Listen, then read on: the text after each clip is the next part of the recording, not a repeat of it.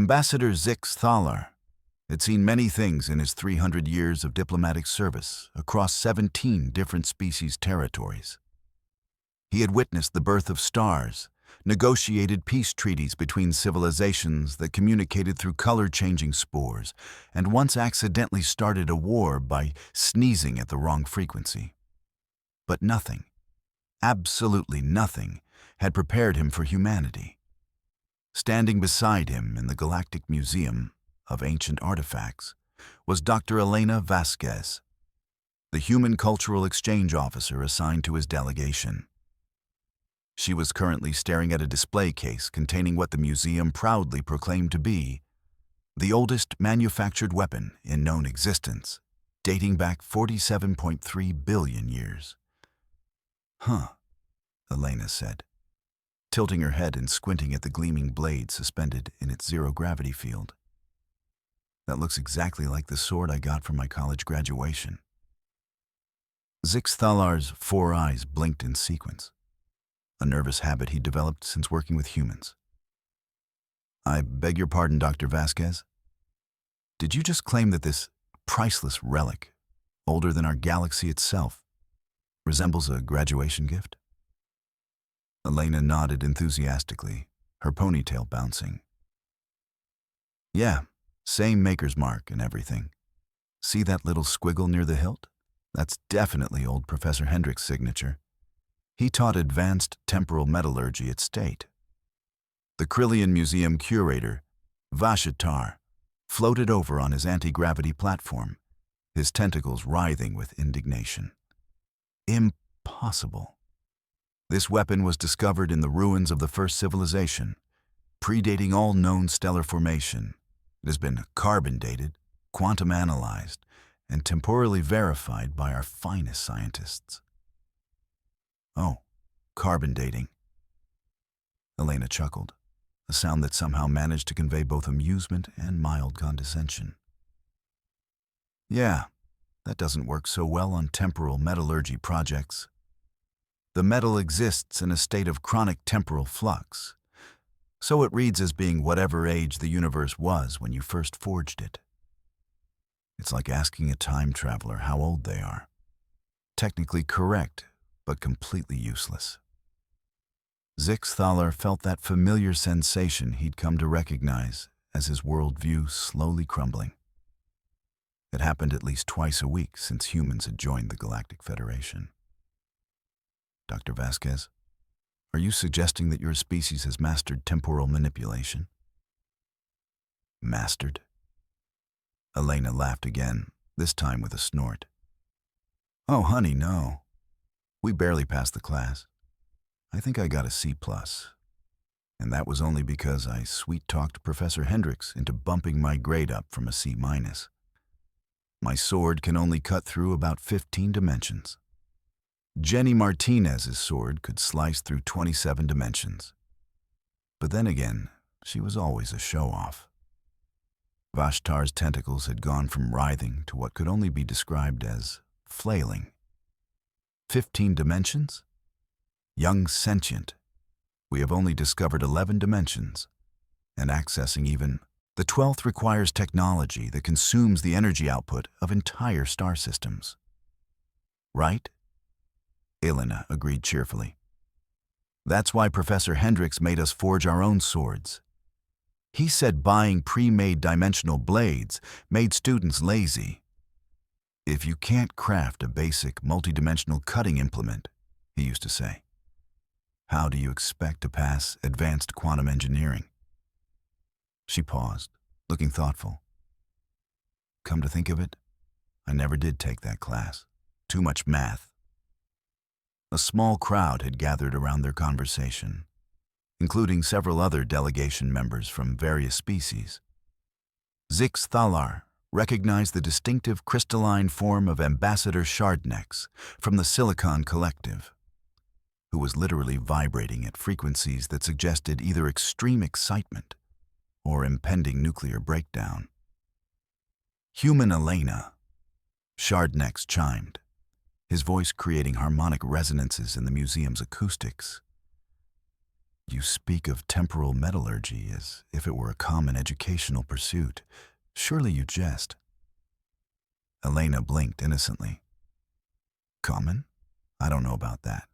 It was an elective. Most students took practical wormhole engineering instead. Way easier grade. And you got to keep the wormholes you made for the final project. She gestured vaguely with her hands. My roommate Lisa had this cute little wormhole that connected her coffee mug to the kitchen. Super convenient for midnight caffeine runs. You kept the wormholes? Zix Thalar's voice had risen to what humans might consider a squeak. Well, yeah. What else were we going to do with them? Lisa's is probably still running. Last I heard from her, she was using it to commute to work. She lives in Portland, but works in Tokyo. Says it saves on airfare. Dr. Yentl, the Etherean physicist in their group, had been unusually quiet during this exchange. The Etherians were known for their advanced understanding of quantum mechanics and dimensional physics. So, Zix Thalar had expected some kind of scientific rebuttal. Instead, Dr. Yentl was staring at Elena with what could only be described as horror. Dr. Vasquez, Yentl said slowly, what exactly was your major in this educational institution? Oh, I was a communications major with a minor in pre-galactic history. Elena's tone suggested this should be perfectly obvious. I mean, once we found out we weren't alone in the universe, it seemed pretty clear that xenolinguistics and cultural anthropology were going to be growth industries. My advisor said I should pick up some technical electives too, to stay competitive in the job market. Technical electives. Yentl repeated faintly. Temporal metallurgy and wormhole engineering were technical electives. Uh-huh. Oh, and I took Intro to Universal Constants Manipulation, but I dropped it after the midterm. Too much memorization. Do you know how many universal constants there are? Like, seriously, why do we need that many? Seems excessive. Vashatar had given up any pretense of professional dignity and was now pressing his face tentacles against the display case. But this sword, the energy reading, the temporal distortions, it has reshaped our understanding of ancient civilizations. Oh, that's nice, Elena said warmly. I'm glad Professor Hendrix's work is still making an impact. He'd be tickled pink to hear that. Though I should probably mention that the sword isn't actually ancient. It's technically about 15 years old, subjectively speaking. It's just been aging backwards through time while simultaneously existing in a state of temporal superposition. Real pain to maintain, honestly. I have to remember to oil it once every -7 months, or it starts rusting in the past. Aging backwards, Shardnex repeated, his crystalline structure now emitting what sounded like a low whine. Yeah, it's a common side effect of student projects. Professor Hendrix warned us about it, but you know how it is. Nobody really listens to the safety briefings. Elena shrugged. Actually, that reminds me. If this is my sword, I should probably reclaim it before it completes its temporal loop. Otherwise, it might accidentally prevent its own creation, and then we'd have one of those pesky causality paradoxes. Causality paradoxes, Zix Thalar said weakly. Super annoying, Elena confirmed. Last time I dealt with one, I ended up having to have coffee with myself from next Thursday to sort it out. And let me tell you, future me is really judgmental about present me's life choices. Very awkward conversation. Dr. Yentl had begun making notes frantically on his quantum tablet.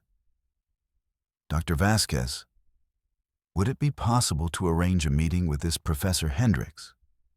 The Etherian Science Council would be most interested in discussing his research. Elena's expression grew sympathetic. Oh, I'm sorry. Professor Hendricks retired about 10 years ago. He moved to a nice little pocket dimension he grew himself. Said he was tired of linear time and wanted to try something more challenging, like existing as a sentient mathematical equation. He sends postcards sometimes, but they're usually incomprehensible. Last one was just the number 7 repeated about 40,000 times. A pocket dimension he grew himself, Vashitar whispered. Yeah, gardening was his hobby. He had quite the green thumb for cultivating alternate realities. His prize-winning pocket universe won first place at the county fair 3 years running. Elena looked around at their stunned faces and seemed to realize she might need to provide more context. Look, I know it sounds impressive, but honestly, Professor Hendricks was just one of those brilliant weirdos you get in academia sometimes. The man could calculate the mass of a thought and build a better mousetrap out of pure mathematics. But he still couldn't remember to match his socks. The mass of a thought, Shardnex chimed weakly. 7.3 grams, give or take, depending on the complexity and emotional weight. It was on the final exam. Elena turned back to the display case. So, how do we go about getting my sword back? Do I need to fill out paperwork, or is there some kind of claim process? Vashitar's tentacles had gone completely limp. Dr. Vasquez, this artifact is the centerpiece of our ancient civilizations exhibit. Beings travel from across the galaxy to view it. It has been studied by millions of researchers. It has inspired 3 religions and 2 philosophical movements. That's really sweet, Elena said, and she sounded genuinely touched. Professor Hendricks would be so proud. He always said his students' work would go on to change the universe. Though I should mention that one of those religions is probably worshiping it wrong. The blade has a built-in safety feature that makes it glow whenever someone's about to do something really stupid with it. If it's been glowing during their ceremonies, they might want to reconsider their approach. It has been glowing during the ceremonies, Vashtar admitted. Yeah, that's not great.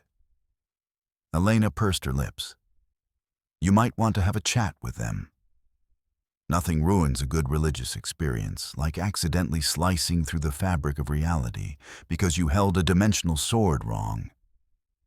Ambassador Zix Thaler realized that at some point during this conversation, he had begun taking notes. His diplomatic training was kicking in, recognizing that this was the kind of information that would be incredibly important to report back to the Federation Council. Unfortunately, he was also quite certain that no one would believe him. Dr. Vasquez, he said carefully, how common are these educational institutions on Earth? The ones that offer courses in temporal manipulation and dimensional engineering. Elena considered the question. Pretty common, I guess. I mean, State wasn't exactly Harvard. Community colleges have been offering basic temporal mechanics since the early 2000s.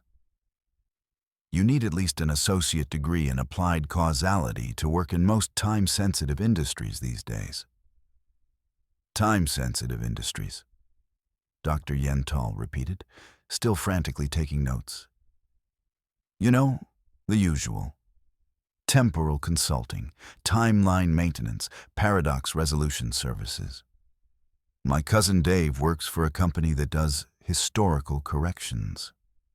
Whenever someone goes back in time and accidentally changes something important, his team goes back and fixes it. Pretty steady work, apparently. People are always messing with the past. People frequently travel back in time? Zix Thaler asked. Oh, sure. I mean, not everyone can afford a personal time machine, but they're not super expensive anymore. You can get a decent used one for about the same price as a car. Though I'd recommend going with one of the newer models. The older ones have terrible temporal shielding, and nobody wants to deal with chronic timeline displacement syndrome. Chronic timeline displacement syndrome, Shardnex chimed, though his harmonics had taken on a distinctly strained quality. Yeah, you start aging out of sync with linear time. Super inconvenient. My Aunt Patricia got it from an old time machine she bought off Craigslist. Now she's 35 on Mondays, 67 on Wednesdays, and -12 on weekends. Makes family reunions really weird. The group stood in stunned silence for several minutes, processing this information. Finally, Vashitar spoke up. Dr. Vasquez, if temporal manipulation is so common among humans, why hasn't your species shared this technology with the Galactic Federation? Elena looked genuinely confused. Hasn't it? I thought you guys already knew. I just assumed... Wait. Her expression shifted to something resembling concern. Oh no. Please tell me humans didn't get accepted into the Galactic Federation under false pretenses. That would be so embarrassing. False pretenses? Zixthalar inquired. Well, yeah. If you guys don't have basic temporal manipulation technology, then you're nowhere near ready for the really advanced stuff. The Federation membership requirements clearly state that applicant species must demonstrate mastery of at least 12 fundamental universal principles, including basic time travel, dimensional engineering, and reality editing. Reality editing, Dr. Yentl whispered. Right. Small stuff. Fixing typos in the laws of physics, adjusting universal constants for optimal performance, basic maintenance on the structure of existence. Nothing too complicated.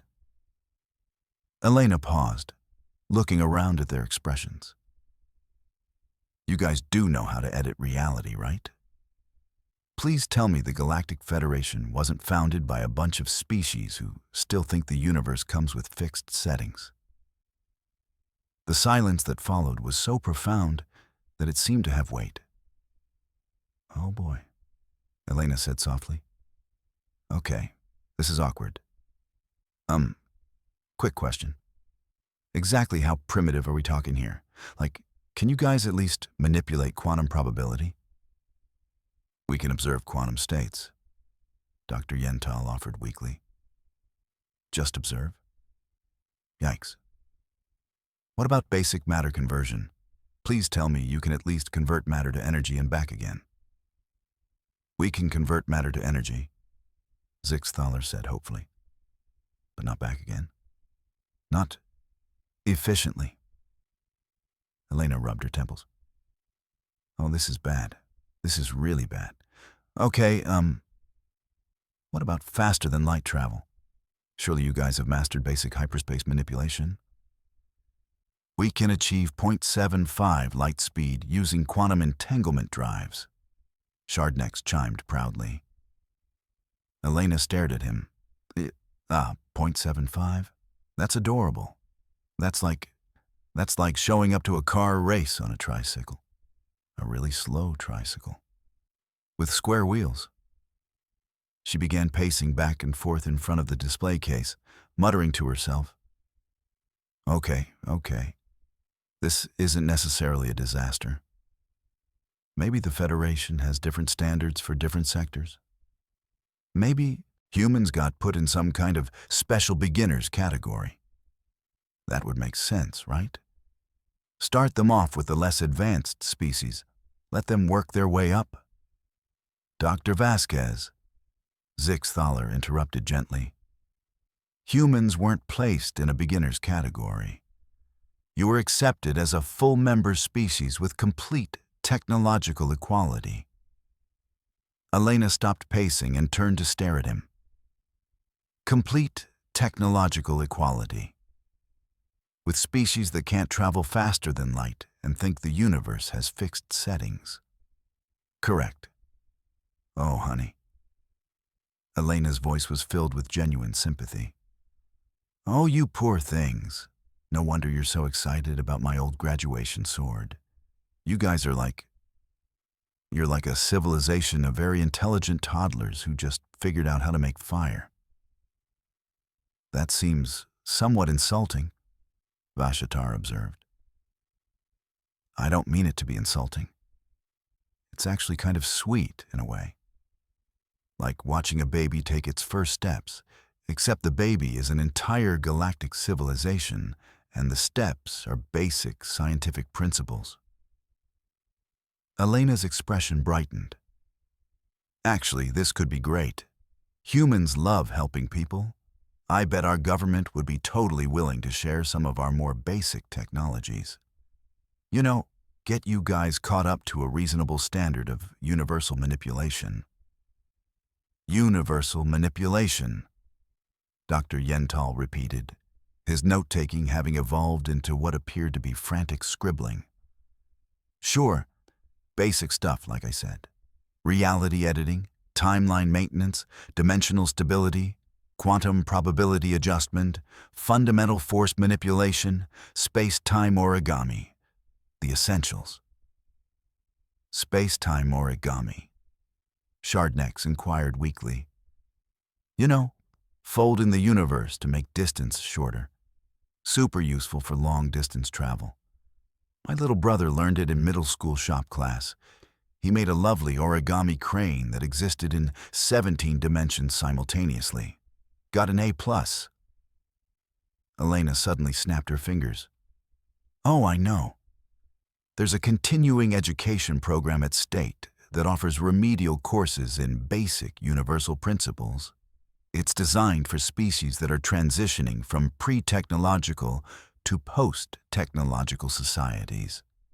Very patient instructors, lots of hands-on learning, and they have payment plans. You're suggesting, Zixthaler said slowly, that our respective species enroll in remedial education courses. I mean, I wouldn't call them remedial, Elena said tactfully. More like foundational, preparatory, pre-basic basic. At this point, a security guard approached their group. He was a member of a species Zixthalar didn't recognize, with what appeared to be fur growing in geometric patterns and eyes that shifted color based on his emotional state. Excuse me, the guard said, his eyes currently a nervous shade of purple. But we've been monitoring the energy readings from this conversation, and they've been increasing exponentially for the past 15 minutes. Whatever you're discussing is causing reality to become unstable in this sector of the museum.